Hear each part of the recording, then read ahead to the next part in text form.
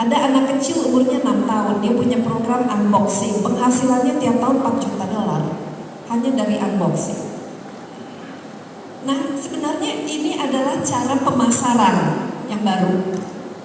Intinya sama, ingin memasarkan produk, ingin menjual, termasuk menjual politik, menjual ideologi, menjual opini. Semakin banyak yang menggunakannya, semakin besar pengaruhnya.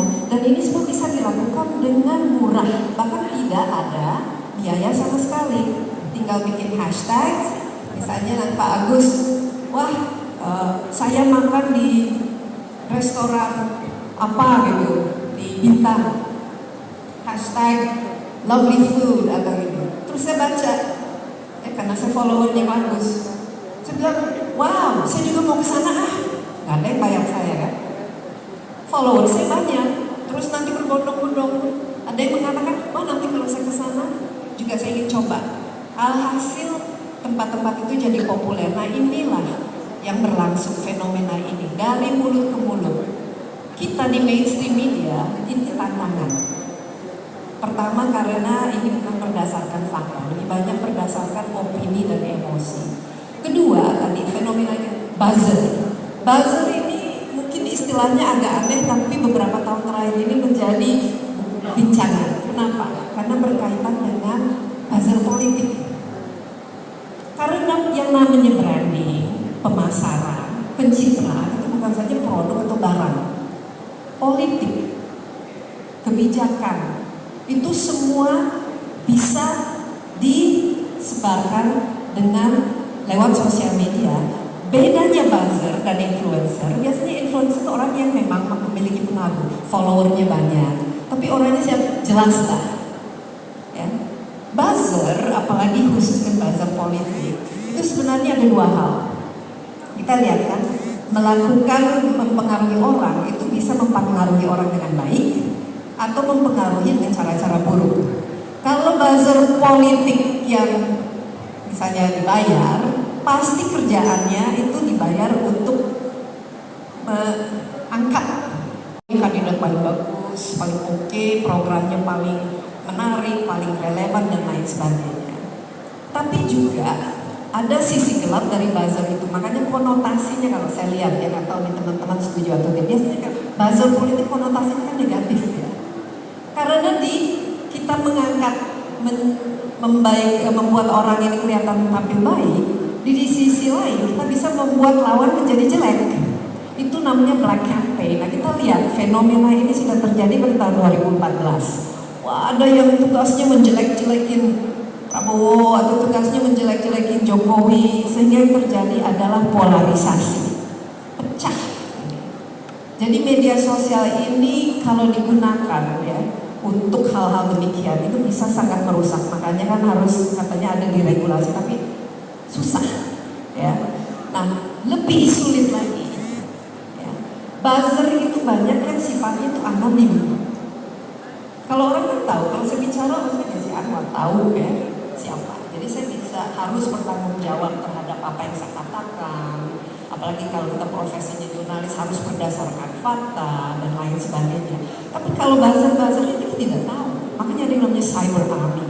Ada yang robot bahkan yang tugasnya memang hanya untuk memperkeruh suasana dengan ini. Kalau ada gelas ya, terus ada satu aja titik nilai itu rusak semua. Nah itu tugasnya hanya itu, hanya melempar petik pertama dan membiarkan ini berlangsung semua. Dan kita lihat fenomena di Amerika Serikat ketika Trump menang. Nah ini karena menggunakan Facebook khususnya dan sosial media, bahkan katanya ada industrinya yang dari luar juga di Rusia. Tujuannya itu 90% yang ada di Facebook itu menjelek-jelekan Hillary Clinton. Dia itu orangnya memiliki perdagangan anak dan lain sebagainya, sehingga ya terjadilah fenomena itu. Nah ini yang harus diwaspadai ya mengenai influencer dan buzzer. Beberapa tahun lalu itu pilkada ini marak sekali penggunaan dan ini nggak bagus. Tapi kita juga lihat pemerintah itu sejak tahun 2014 kalau tidak salah itu menghabiskan 90 miliar untuk menggaji buzzer-buzzer ini. Nah ini kan kita harap masyarakat juga semakin jeli lah memandang, melihat yang mana informasi yang benar, mencoba menelusurinya, dan akhirnya disinilah kita media mainstream ini harus betul-betul berpegang teguh ya pada profesionalisme kita, karena pada akhirnya orang pasti akan mencari kita karena sudah tidak tahu lagi yang mana yang benar, yang mana yang salah. Dan juga mungkin kalau dari sisi penggunaan politik dan pemilunya itu sangat-sangat, dan ini sudah terjadi waktu pemilihan gubernur DKI Jakarta, itu bisa pecah itu. Antara keluarga bisa berantem, antara ya itu sesuatu yang tidak kita inginkan. Jadi kira-kira begitu supaya ujungnya kita harus paham. Gadget ini kalau kita tidak memahaminya bagaimana itu bekerja, apa tujuannya, siapa pemiliknya, kita akan menjadi konsumen yang buta. Dan kita juga harus lihat itu, kira-kira di balik itu semua ada siapa. Jadi begitu kira-kira. Dan untuk merawat pers perbatasan ini gampang sekali, kita sekarang perang, bermusuhan itu ya akibat media sosial. Itu kira-kira. Terima kasih Pak Hasan. Terima kasih, kita kasih aplaus untuk Indonesia Live, luar biasa. Nah, itulah harapan kita melaksanakan senang ini biar ini menjadi wawasan berpikir kita dan pandangan kita dalam melaksanakan tugas kita sehari-hari. Mungkin selanjutnya kita lanjutkan narasumber ketiga, yaitu Bapak Agus Sutio. Jadi begini Pak Agung, bahwa sinergitas antara pemerintah pusat dan daerah sangat dibutuhkan dalam mendukung khususnya infrastruktur dan pembangunan sumber daya manusia, khususnya kami di Indonesia. Nah tentu wilayah perbatasan ini cukup rentan terhadap beberapa konflik horizontal, khususnya separatisme ideologis, terorisme, illegal fishing, narkoba, dan lain-lain. Nah tentu dalam menghadapi ini, Pak Agung dapat memberikan sedikit pandangan yang hari ini lagi tren soal migrasi dari TV analog ke TV digital, atau seberapa besar manfaat TV digital ini bagi pemerintah. Silakan. Terima kasih Pak Kadis. Assalamualaikum warahmatullahi wabarakatuh. Yang saya hormati Pak Gubernur, Wakil Bupati, tadi juga ada perwakilan dari DPR, yang saya hormati para hadirin, dan yang saya hormati Komisi Penyiaran Indonesia Daerah Kepri. Ada Ketua KPD Kepri beserta komisioner, juga ada mantan Ketua KPD Kepri, Bang Aswar ini. Terima kasih sudah hadir di sini. Yang saya hormati juga para narasumber, Mbak Desi, Mas Agus, dan Mas Cecep ini juga rekan saya. Ibu dan Bapak yang saya hormati, sebelum saya menjawab pertanyaan Pak Hasan, saya ingin menjelaskan tentang KPI, Komisi Penyiaran Indonesia. KPI itu ruang lingkup tugas atau kewenangannya itu adalah kepada TV dan radio, televisi dan radio. Saya ambil contoh, kalau Pak Agus cerita tentang Gunung Agung di Bali, kan gitu. Nah, saya cerita tentang Gunung Merapi di Yogyakarta dan gempa di Sulawesi Tengah. Nah, untuk melihat bagaimana peran dari Komisi Penyiaran Indonesia,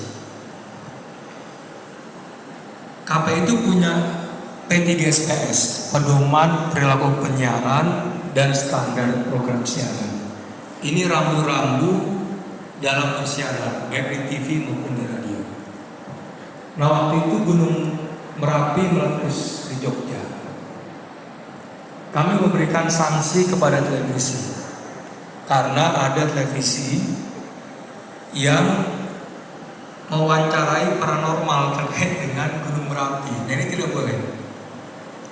Diwawancara paranormal apakah Gunung Merapi akan meletus dan itu menimbulkan kepanikan, tidak boleh. Kemudian yang kedua, mewawancarai anak kecil terkait dengan fenomena gunung meletus, tidak boleh. Karena anak kecil tidak tahu apa-apa.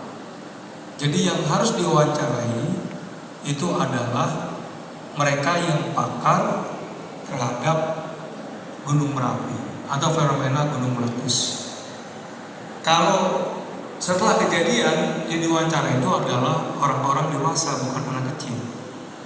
Nah, ini ruang lingkup dari KPI. Waktu terjadi gempa di Sulawesi Tengah, itu kami memberikan sanksi kepada beberapa stasiun televisi karena menayangkan korban gempa yang berdarah-darah, yang tewas atau meninggal tanpa di-blur, itu nggak boleh. Nah, ini adalah tugas dari Komisi Penyiaran Indonesia. Nah, waktu terjadi demo di Jakarta itu menentang pengesahan Undang-Undang Cipta Kerja. Ya, ini kami hati-hati betul untuk TV mewartakan demonstrasi. Demonstrasi bisa diwartakan, tetapi harus ada beberapa regulasi harus ditaati. Misal, ya, demonstrasinya terjadi kekerasan, perkelahian.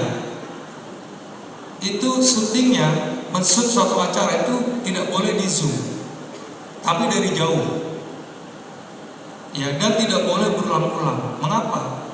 Karena kalau kekerasan itu kemudian ditayangkan berulang-ulang dalam zoom, itu bisa menimbulkan efek untuk ditiru. Begitu pula anak STM. Waktu itu demo juga anak STM. Nah, itu boleh diberitakan tapi tidak boleh diberitakan secara berulang-ulang. Karena nanti ada anak sekolah yang mestinya belajar jadi ikut demo. Nah, ini yang diatur oleh Komisi Penyiaran Indonesia.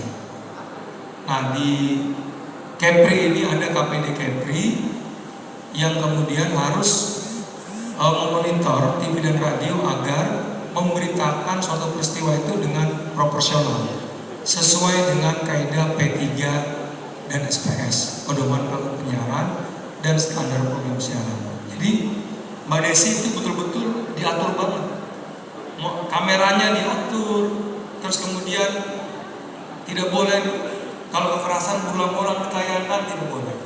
Tadi kata Pak Agus, nanti jurnalistik rugi sendiri. Jadi insan pers itu akan dewasa pada waktunya, kira-kira begitu. Cuman kalau di TV itu diatur memang dalam P3 dan SPS.